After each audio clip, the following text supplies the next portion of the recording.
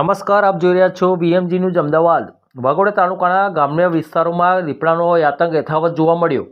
વાઘોડિયાના નરસિંહપુરા ગામે વહેલી સવારે દીપડાએ વાછરડીનું મારણ કરી દીપડો ભાગી છૂટ્યો હતો।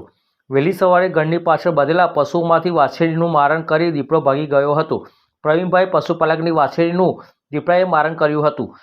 પશુચાલકો તેમજ ખેડૂતો રાત્રિ દરમિયાન ખેતરોમાં જવાનો ભય સતાવી રહ્યો છે। દેવ નદીના કિનારાના ગ્રામ્ય વિસ્તારોમાં દીપડો પશુઓનું મારણ કરી રહ્યો છે। વન વિભાગના કર્મચારીઓ ઘટનાસ્થળે પહોંચ્યા હતા। વન વિભાગ છેલ્લા કેટલા સમયથી દીપડાને પાંજરે પૂરવામાં મથામણ કરી રહ્યું છે, છતાં દીપડો આજ સુધી પાંજરે પૂરાયો નથી। રિપોર્ટર શૈલેન્દ્ર પ્રજાપતિ સાથે પ્રકાશ બારિયા, વાઘોડિયા। રહેવાસી પ્રવીણભાઈ ચંદુભાઈ પરમાર। મારે ઘરે આજ રાત્રે 3 વાગે દીપડો આવીને મારા વાછરડાને બચકું ભરીને મારી નાખ્યો છે।